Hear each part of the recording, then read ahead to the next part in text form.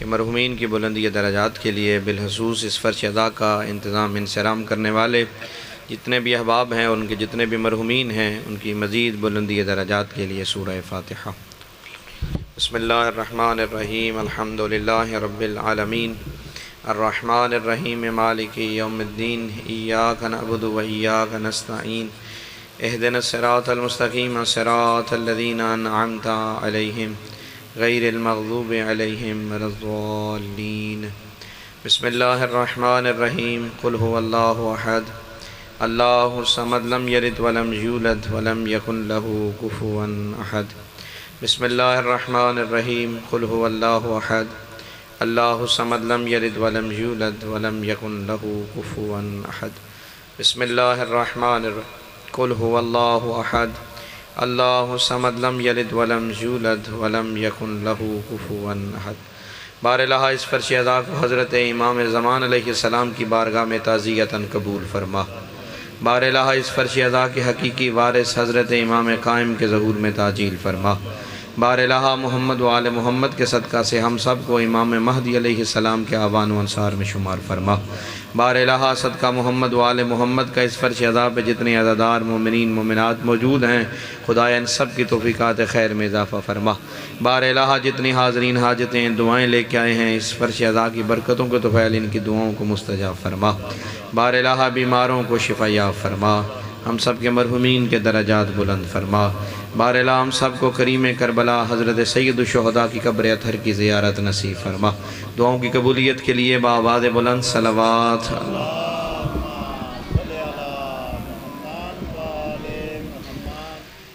اعوذ باللہ من الشیطان الرجیم، بسم اللہ الرحمن الرحیم۔ ما شاء اللہ لا حول ولا قوة الا باللہ العلی العظیم۔ وَأُفَوِّضُ أَمْرِي إِلَى اللَّهِ إِنَّ اللَّهَ بَصِيرٌ بِالْعِبَادِ۔ فَمَنْ وَصَفَ اللَّهُ سُبْحَانَهُ فَقَدْ قَرَنَهُ، وَمَنْ قَرَنَهُ فَقَدْ سَنَّاهُ، وَمَنْ سَنَّاهُ فَقَدْ جَزَّاهُ، وَمَنْ جَزَّاهُ فَقَدْ جَاهِلَهُ، وَمَنْ جَاهِلَهُ فَقَدْ أَشَارَ إِلَيْهِ، وَمَنْ أَشَارَ إِلَيْهِ فَقَدْ حَدَّاهُ، وَمَنْ حَدَّاهُ فَقَدْ عَدَّاهُ۔ والصلاة والسلام على سيدنا الموجد بشير المسدد نذير المؤيد المصطفى الأمجد المحمود الأحمد أبي القاسم محمد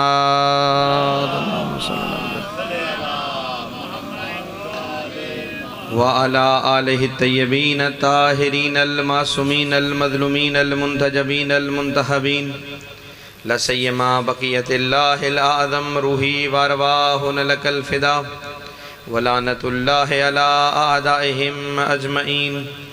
اما بعد، قال اللہ تعالی وتبارک فی کتاب المجید وخطابہ المتین، بسم اللہ الرحمن الرحیم، ان الدین عند اللہ الاسلام۔ نعرہ تکبیر۔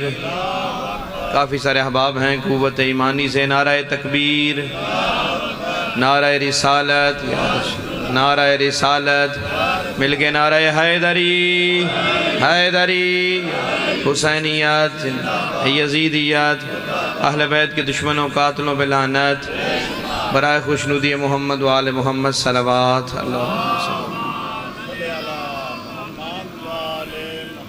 تمام در تعریفیں عالمین کے رب کے لیے جو کائنات کے ذرے ذرے کا مالک اور خالق حقیقی ہے۔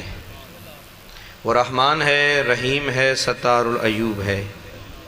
وصف بیان کرنے والے اس کا حقیقی وصف بیان کرنے سے عاجز ہیں، اور حمد کرنے والے اس کی ہم تک رسائی حاصل نہیں کر سکتے۔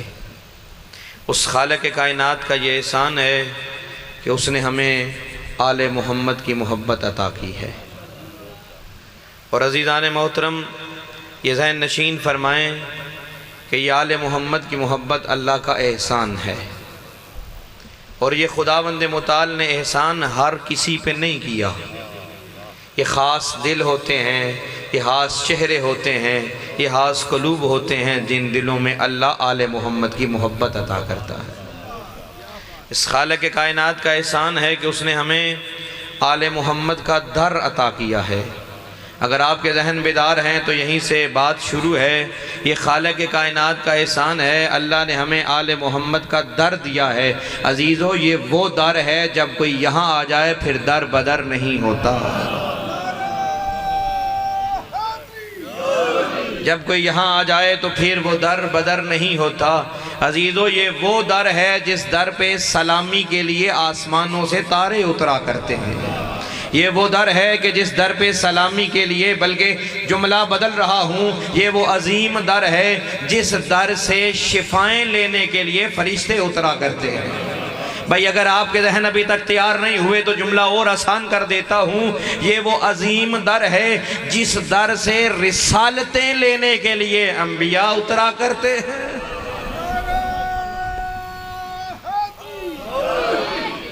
یہ بات میں نے خطابت نہیں کی، بلکہ حقیقت یہ ہے کہ اس در سے رسالتیں تقسیم ہوتی ہیں۔ دلیل دے رہا ہوں، آقا حسین جب دربار ولید میں تشریف لائے تو روایت کے جملے ہیں، دربار ولید میں وہاں مروان موجود تھا، ولید موجود تھا۔ انہوں نے کہا فرزند رسول، شہر شام میں ایک بندے کی زندگی کی شام ہو چکی ہے، اس کا بیٹا یزید تخت پہ بیٹھ چکا ہے اور اس نے آپ سے بیعت کا مطالبہ کیا ہے، تو آپ یزید کے لیے یہاں بیعت کریں۔ تو آقا حسین نے فرمایا، اے ولید سن، ان الحسین مصباح الہدی و سفینۃ النجات، ہم ہدایت کا چراغ ہیں، ہم نجات کی کشتی ہیں، ہم بند کمروں میں اپنا فیصلہ نہیں سنائیں گے، کل مدینہ کے کھلے میدان میں ہم فیصلہ سنائیں گے۔ ہم مدینہ کے اللہ اکبر، نعرہ رسالت، کل ایمان یک زبان، نعرہ حیدری، ہم کل مدینہ کے کھلے میدان میں اپنا فیصلہ سنائیں گے، بڑے میدان میں تم ہم سے بیعت کا مطالبہ کرنا۔ حسین جواب دے گا تو روایت کے جملے ہیں، آقا حسین یہ بات کہہ کے دربار سے باہر نکلنے لگے۔ مروان نے ولید سے کہا، اے ولید میں جانتا ہوں یہ ابو طالب کا خون ہے، یہ علی ابن ابی طالب کا بیٹا ہے، یہ حمزہ کا خون ہے، یہ کبھی بھی بیعت نہیں کریں گے، بہتر یہاں یہی ہے کہ یہیں پہ ان کا سر قلم کر دیا جائے، یہیں پہ ان کا سر قلم کر دیا جائے۔ آقا حسین نے جب یہ سنا نا کہ سر قلم ہونے کی بات ہو رہی ہے، اپنے بابا علی کے لہجے میں حسین واپس پلٹے، بابا علی کی قوت اور شجاعت کے ساتھ حسین واپس پلٹے۔ ولید کی آنکھوں میں آنکھیں ڈال کے فرماتے ہیں، مروان کو دیکھ کے فرماتے ہیں، انت تقتلنی یم یقتلنی ام جب نظر کا، اے نیلی آنکھ والی کے بیٹے، تو حسین کو مارے گا یا تیرا امیر حسین کو مارے گا؟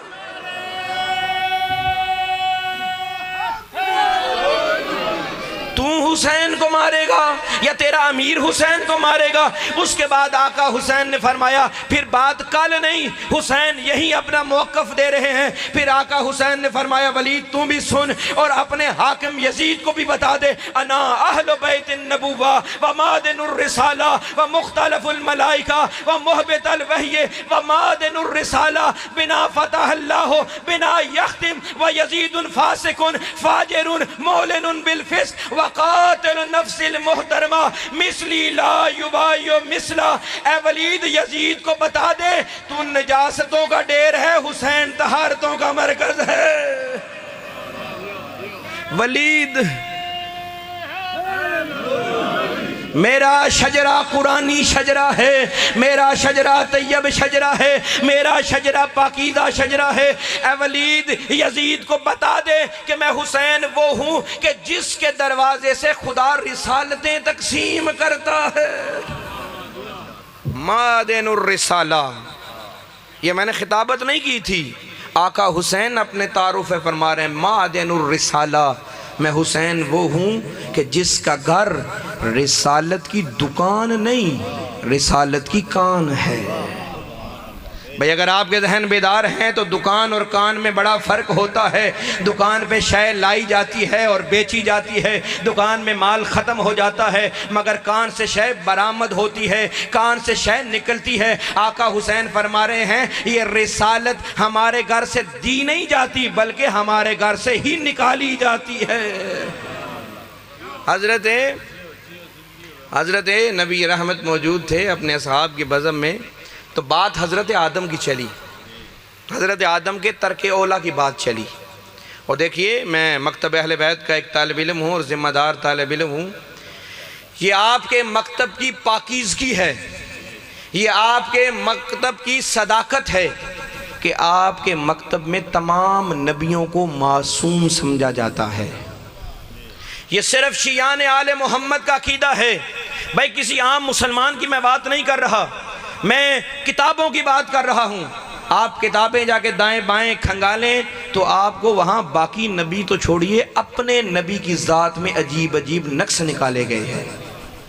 مجھے معاف کیجئے گا، میں نے صحیح کتابوں میں یہ روایتیں پڑھ رکھی ہیں کہ رسول خدا الیاذ باللہ نقل کفر نباشد، میں ان جملوں کو کفر سمجھتا ہوں کہ یہ لکھا گیا، یہاں تک بیان کیا گیا کہ نبی ناپاکی کی حالت میں مسجد میں آ گئے اور نبی نے نماز پڑھا دی۔ نماز پڑھانے کے بعد نبی کو یاد آیا بھائی مجھ پہ تو غسل ضروری تھا، اصحاب سے کہنے لگے میں بھی غسل کر کے آ رہا ہوں، پھر نماز پڑھاؤں گا۔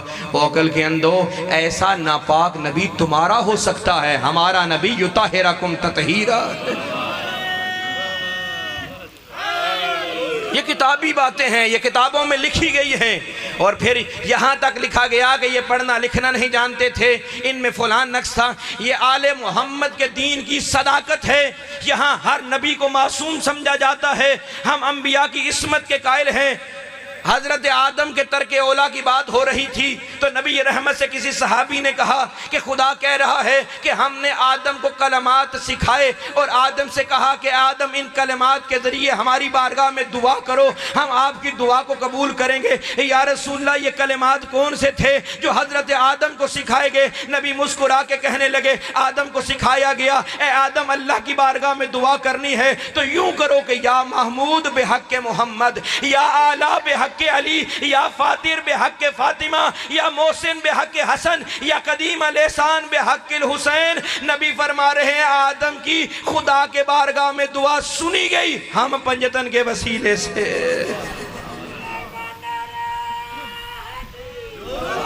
ہمارے ہم پنجتن کے ذریعے سے ہمارے وسیلے سے اگر قرآن کا مجمع میرا ساتھ دے اور آئیے خدا کی بارگاہ میں مل کے سوال کرتے ہیں، پالنے والے حضرت آدم مدتوں سے تیری بارگاہ میں دعا کر رہے تھے مگر حضرت آدم کی دعا نہیں سنی جا رہی، قبول نہیں ہو رہی، مگر درمیان میں اب پنجتن کو رکھا گیا۔ پنجتن کے اسماء سے جب حضرت آدم نے دعا کی تو فوراً دعا قبول ہو گئی۔ پروردگار دعا تو پہلے بھی کر رہے تھے، اب دعا پنجتن کے ذریعے سے ہے، اب سنی گئی، پہلے نہیں سنی گئی۔ عجب نہیں حسنین کاظمی کو اللہ کا جواب ملے، آواز خدا ہے کہ میں یہی اولاد آدم کو بتانا چاہتا ہوں، جب تمہارے باپ کا گزارا پنجتن کے بغیر نہیں تو اولاد آدم کا گزارا پنجتن کے بغیر کیسے؟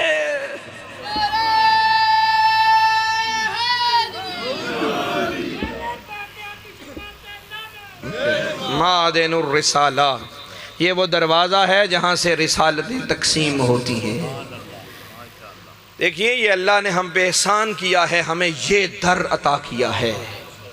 نبی مسجد نبوی میں تشریف فرما تھے اور آپ نے قرآن مجید کی اس آیت کی تلاوت کی، فی بیوت اذن اللہ ان ترفع ویذکر فیہا اسمہ، کہ کچھ گھر ایسے ہیں کہ جنہیں اللہ نے بلند کیا ہے اور ان گھروں میں اللہ کا ذکر ہوتا ہے۔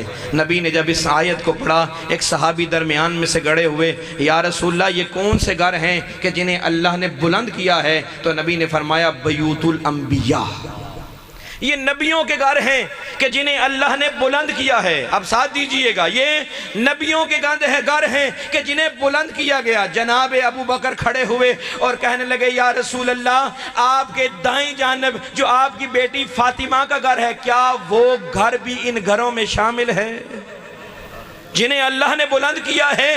کہ آپ کی بیٹی فاطمہ کا گھر بھی شامل ہے؟ نبی نے مسکرا کے فرمایا ابو بکر صرف میری فاطمہ کا گھر ان گھروں میں شامل نہیں بلکہ افضل منہم، ان تمام گھروں میں سب سے افضل گھر میری بیٹی فاطمہ کا ہے۔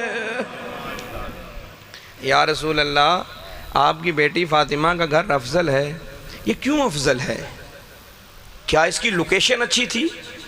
مسجد نبوی دے منڈتے سی نا، مسجد نبوی کے اندر تھا نا۔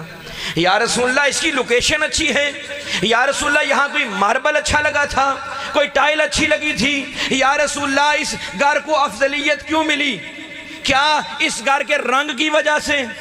آواز آئی نہیں، اس گھر کو لوکیشن کی وجہ سے افضلیت نہیں ملی، اس گھر کو رنگ کی وجہ سے افضلیت نہیں ملی، اس گھر کو پتھر کی وجہ سے افضلیت نہیں ملی، تو پھر ملی کیوں ہے؟ آواز مصطفیٰ آتی ہے اس گھر میں رہنے والوں کی وجہ سے ملی ہے۔ اگر یہ جس گھر میں آ جائیں تو وہ گھر افضل ہو جاتا ہے، نہ جانے یہ آل محمد انسانوں میں کتنے افضل ہیں۔ امام احمد بن حنبل اہل سنت کے امام ہیں، امام احمد بن حنبل کے بیٹے نے اپنے باپ سے کہا کہ آپ بہت بڑے محدث ہیں، آپ احادیث کو نقل کرتے ہیں، آپ نے اتنی بڑی کتاب لکھ رکھی ہے، بابا ایک مجھ پہ احسان کریں اور میرے لیے رسول خدا کے اصحاب کے مرتبے کے اعتبار سے ایک فہرست بنا دیں، کس کا کتنا مرتبہ ہے، کس کی کیا فضیلت ہے، فضیلت کے اعتبار سے نام لکھ دیں۔ امام احمد بن حنبل نے بیٹے کو فہرست بنا کے دے دی کہ سب سے افضل یہ ہیں، پھر یہ ہیں، پھر یہ ہیں، پھر یہ ہیں۔ بیٹے کے ہاتھ میں فہرست تھما دی، بیٹے نے جب فہرست کو پڑھ کے باپ کو گور کے دیکھنے لگا اور کہنے لگا بابا آپ نے اس میں علی اور اولاد علی کا نام نہیں لکھا، بابا اس میں آپ نے مولا علی کا نام نہیں لکھا، مولا علی کی اولاد کا نام نہیں لکھا۔ امام احمد بن حنبل نے اپنے بیٹے کو ڈانٹتے ہوئے کہا خاموش ہو جاؤ، تم نے اصحاب کی بات کی تھی، تم نے ساتھیوں کی بات کی تھی، تم نے صحابہ کی بات کی تھی، علی اور اولاد علی کا تعلق اس گھر سے ہے جس گھر کا مقابلہ کسی انسان سے ہو ہی نہیں سکتا۔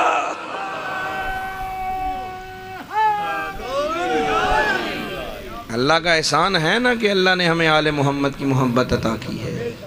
خدا کی قسم یہ محبت انسان کو پاکیزہ کر دیتی ہے، یہ محبت انسان کو خوشبودار کر دیتی ہے، یہ محبت انسان کو نورانی کر دیتی ہے۔ اور دیکھیے اللہ نے اس سے بڑھ کے ایک اور ہم پہ احسان کیا، وہ اللہ نے ہمیں اسلام جیسا عظیم دین عطا کیا ہے۔ اب میں اپنے موضوع کی طرف آ گیا۔ اللہ نے عظیم دین اسلام ہمیں دیا ہے، خدا کی قسم یہ دین اتنا پاکیزہ دین ہے، اس دین کے ماننے والوں میں اللہ نے پاکیزگی کو رکھ دیا ہے۔ بھئی گائے کا گوبر کھانے والوں میں کہاں پاکیزگی آئے گی؟ پاکیزگی ان الدین عند اللہ الاسلام، سورہ آل عمران میں اللہ کہہ رہا ہے ان الدین عند اللہ الاسلام، اللہ کی نظر میں کوئی پسندیدہ دین ہے تو وہ صرف اور صرف اسلام ہے۔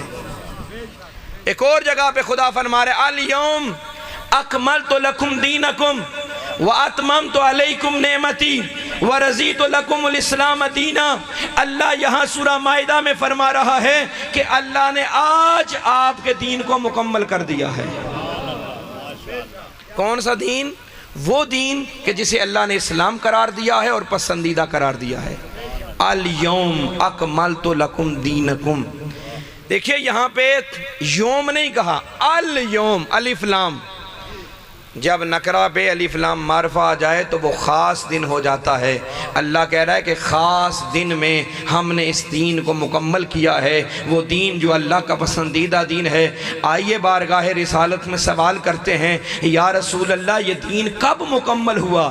یا رسول اللہ 23 سال آپ نے دین پہنچایا، یہ دین مکمل کب ہوا؟ آواز مصطفی میرے ساتھ میدان غدیر میں آؤ۔ جب ہم میدان غدیر میں پہنچے تو ہم نے دیکھا نبی نے اپنے بھائی علی کو بلند کیا، فرمایا من کنت مولا فہذا علی مولا۔ جب ہم نے یہ سنا کہ نبی کہہ رہے ہیں کہ جس کا میں مولا اس کا علی مولا، جب یہ کہا آواز خدائی الیوم اکملت لکم دین،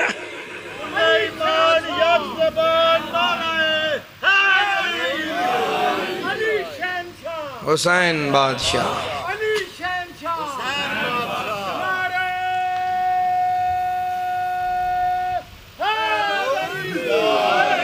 دیکھیے یہاں پہ اکمل تو مکمل کر رہا ہوں، اگر آپ کے ذہن بیدار ہیں تو خطابت نہیں حقیقت کہنے لگا ہوں۔ الیوم اکملت لکم دینکم، 18 ذی الحجہ کو اللہ دین مکمل کر رہا ہے۔ حسنین کاظمی کا سوال یہ ہے کہ 18 ذی الحجہ سے پہلے کیا دین نامکمل تھا؟ بھائی دین میں نماز ہے، دین نامکمل، دین میں روزہ ہے دین نامکمل، دین میں حج ہے دین نامکمل، دین میں زکوٰۃ ہے دین نامکمل، اگر ذہن بیدار ہے دین میں اصحاب ہیں دین نامکمل، دین میں ساتھی ہیں دین نامکمل، دین میں ازواج ہیں دین نامکمل۔ یا رسول اللہ یہ دین نامکمل ہے، مکمل ہوا مولا علی کی ولایت کے ذریعے سے۔ یا رسول اللہ خدا کہنا کیا چاہ رہا ہے؟ عجب نہیں رسول کا جواب آئے، ہم دنیا کو بتانا چاہتے ہیں چاہے نماز ہے، روزہ ہے، حج ہے، اصحاب ہیں، ازواج ہیں، جب تک علی نہ ہوگا دین مکمل نہیں۔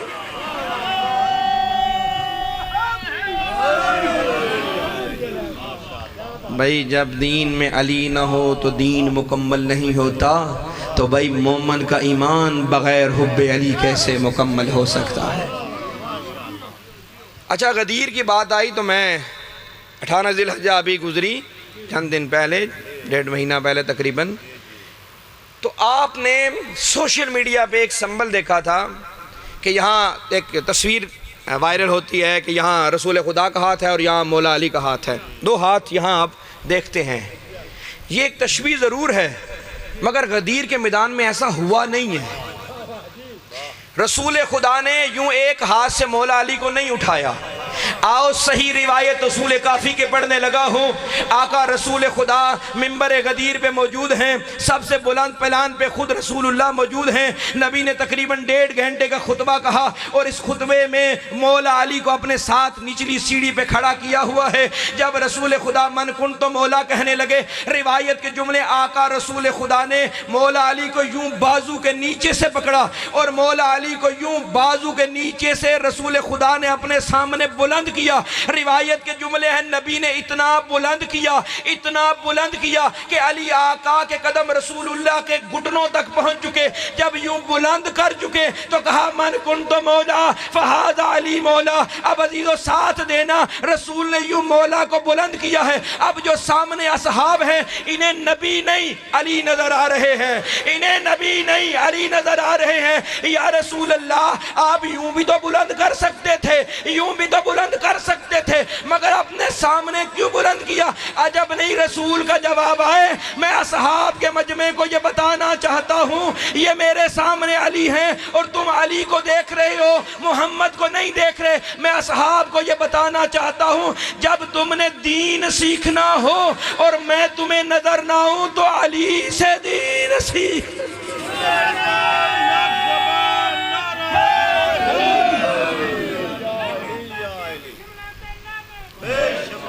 نبی پریکٹیکل بتا رہے ہیں کہ یوں بلند کر کے بتا رہے ہیں دین میرے بعد سیکھنا ہے تو اس علی سے سیکھنا۔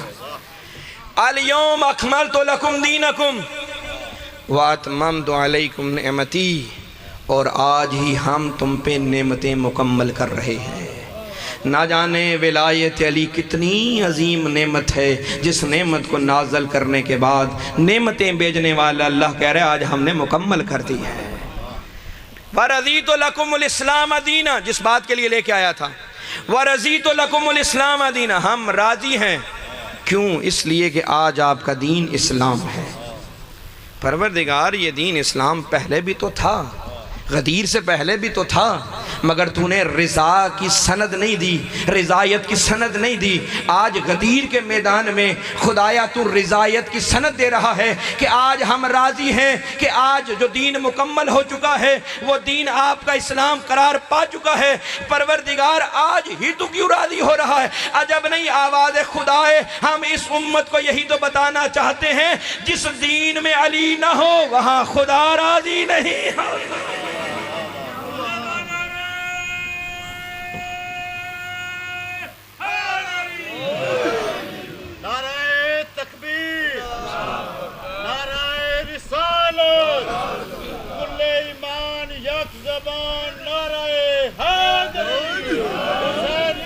زندہ حسینیت، یزیدیت، یزیدیت، اہل بیت دشمنات لعنت۔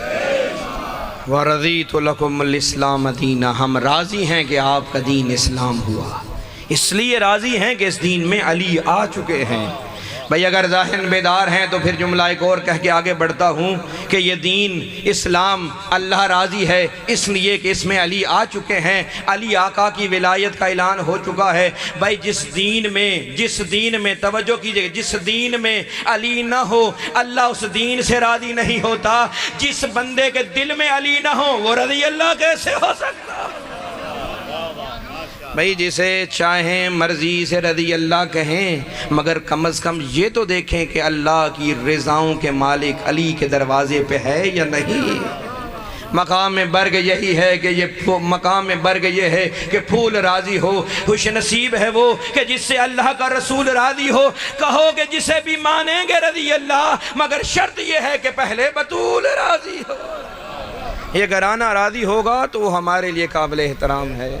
دیکھیے ہم کسی سے نفرت نہیں کرتے، میں مکتب اہل بیت کا ذمہ دار طالب علم ہوں، ہم کسی سے نفرت نہیں کرتے، ہم کسی سے نفرت نہیں کرتے۔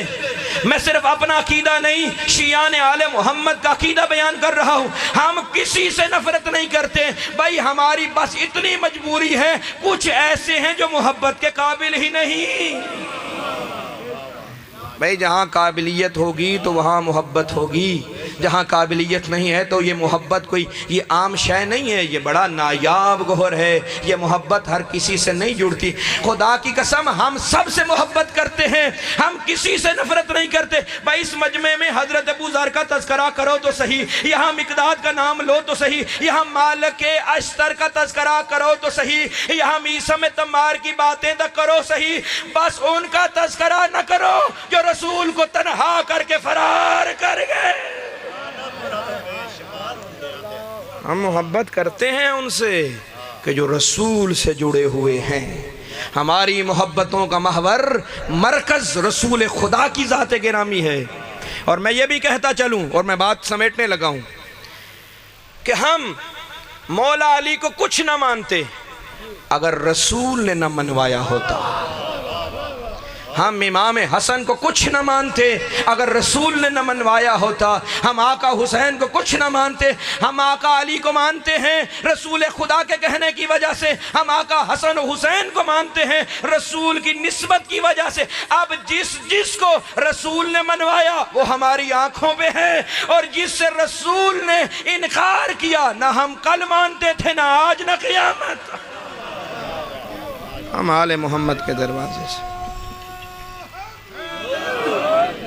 بھاجی بقائد دے دیے جاتے ہیں کہ یہ رسول ہم جیسے، یہ رسول ہم جیسے، ہم جیسے۔ بھائی کہاں سے تم جیسے، کہاں سے تم جیسے؟ کیا رسول کے جسم جیسا تمہارا جسم ہے؟ رسول کی آنکھوں جیسی آنکھیں ہیں؟ وہ رسول کہ جس کی آنکھوں میں ماں زغل بصر کا کاجل ہے، وہ رسول کہ جس کے ہاتھوں پہ ید اللہ فوق ایدہم کے دستانے ہیں، وہ رسول کہ جس کے ہاتھوں پہ وما رمیت اذ رمیت ولکن اللہ رما کی سند ہے، وہ رسول کہ جس کی زبان پہ وما ینطق عن الہوا کے پہرے ہیں، وہ رسول کہ جس کے قدموں میں کعبہ قوسین و ادنیٰ کی بلندیاں ہیں، وہ رسول کہ جس کے ارادے پہ وما تشاؤون الا ان یشاء اللہ کی سند ہے، وہ رسول کہ جسے قرآن میں خدا کبھی یاسین کہہ رہا ہے، کبھی طٰہٰ کہہ رہا ہے، کبھی مزمل پکار رہا ہے، کبھی مدثر کہہ رہا ہے، اور تو یہ کہہ رہا ہے کہ یہ ہم جیسے تھے۔ کہاں سے یہ مصطفیٰ تجھ جیسے تھے؟ نبی کے بدن پہ کبھی کوئی کیڑا نہ بیٹھا تھا، تیرا بدن تو سارا ہی نجاستوں کا ڈھیر ہے۔ کہاں سے تم نبی جیسے؟ نبی کے کندھے، بس میں آخری بات کرنے لگا ہوں، میں بس آخری بات سمیٹنے لگا ہوں۔ نبی کے کندھے، کہاں سے نبی کے کندھے؟ ہم جیسے۔ علامہ مجلسی نے حیات القلوب میں لکھا ہے کہ نبی کے کندھوں کا یہ معجزہ تھا کہ نبی کے سامنے اگر کوئی قدآور آ جاتا، لمبے قد والا آ جاتا، نبی کے سامنے اس کا قد کم نظر آتا تھا۔ یعنی نبی کے کندھوں کے برابر کندھے نہیں، یا نبی کے کندھوں سے بلند کندھے نظر نہیں آتے تھے۔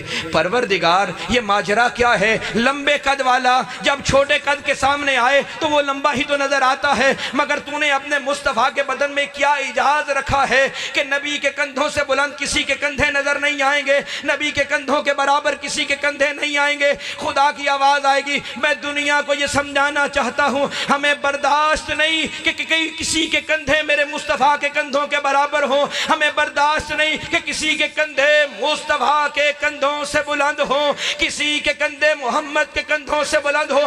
اللہ کو برداشت نہیں تو نہ جانے وہ کتنے بلند ہوں گے جو ان کندھوں کے سوار رہے.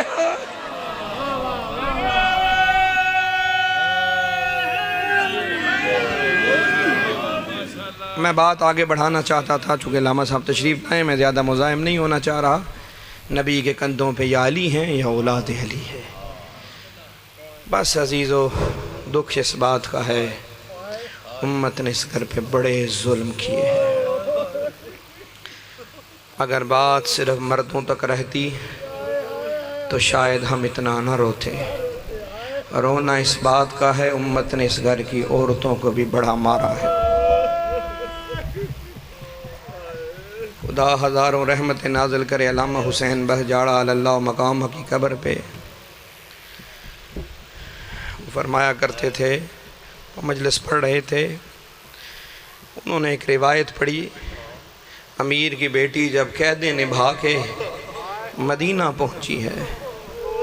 میں نے بڑی آسانی سے کہہ دیا, کوئی پوچھے تو مولا سجاد سے پوچھے کہ شام کی قیدیں کیسے نبھائی ہیں. علامہ پڑھ رہے تھے کہ جب بی بی شام کی قیدیں نبھا کے اپنے وطن مدینہ پہنچی ہیں, نانا رسول کی قبر پہ آئی ہیں. نانا کی قبر کے سرحانے ایک درخت تھا, لیکن بی بی نے سہارا نہیں لیا, بغیر سہارے کے بی بی بیٹھ گئی. ایک عزادار کھڑا ہوا, کہنے لگا قبلہ مجھے یہ بتائیں کہ مسافر جب کوئی تھکا ہوا آتا ہے تو وہ سہارا ہی تو لیتا ہے, مگر آپ کہہ رہے ہیں کہ بی بی نے سہارا نہیں لیا. علامہ نے روتے ہوئے پوچھا, مجھے یہ بتاؤ کہ مسافر جب تھکا آتا ہے تو کیسے سہارا لیتا ہے؟ عزادار نے کہا پشت کا سہارا لے کے بیٹھتا ہے. علامہ نے روتے ہوئے کہا اس امت نے علی کی بیٹیوں کو تازیان مار مار کے ایسا اجر رسالت دیا ہے, بطول کی بیٹیاں بغیر سہارے کے بیٹھ. اس گھر کی بچیوں کو بھی مارا گیا ہے. اور مجھے انصاف سے بتاؤ, 4 سال کی بچی بھی ایسی ہوتی ہے کہ اسے تماچے مارے جائے؟ نہ جانے اس شمر لہین کو کیا دشمنی تھی معصومہ سے. بس ایک روایت کا جملہ پڑھنے لگا ہوں, نہ جانے اس شمر کو کیا دشمنی تھی جب 11 محرم کو یہ بیویوں کو اونٹوں پہ سوار کروایا گیا. ایک ایک اونٹ پہ 2 3 بیویاں ہیں. جب اس ظالم کی نظر 4 سال کی بچی پہ پڑی, اس نے کہا اس بچی کو اکیلا بٹھایا جائے, اس بچی کو اکیلا بٹھایا جائے. اور مجھے معاف کرنا سید زادو, کوئی مرد بھی بغیر پلان کے اونٹ میں آسانی سے نہیں بیٹھ سکتا. 4 سال کی بچی کو اونٹ میں اکیلا بٹھایا گیا. اونٹ نے چند قدم اٹھائے, یہ بچی زمین پہ گر گئی. بچی کو اٹھا کے پھر بٹھایا گیا, بچی پھر گر گئی. ایک سپاہی شمر سے کہنے لگا, شمر یہ بچی اکیلی نہیں بیٹھ سکتی, اسے کیسے بٹھائیں؟ اور مجھے معاف کرنا, اس ظالم نے اتنا کہا, اور جیسے اونٹ پہ سامان باندھے جاتے ہیں ایسے اس بچی کو باندھ دو. معصومہ کو رسیوں سے اونٹ پہ بٹھا دیا گیا. جب کوفہ یہ اونٹ رکا, معصومہ کو اتارا گیا. سکینہ کا سارا کرتا خون سے تر تھا. اس گھوڑے کے قریب آئی جہاں علمدار کا سر تھا, جلا ہوا کرتا, خون سے تر کرتا, چچا غازی کے سر کے سامنے. چچا تو کہاں چلا گیا؟ سکینہ کا کرتا خون سے. اللہ لعنت اللہ.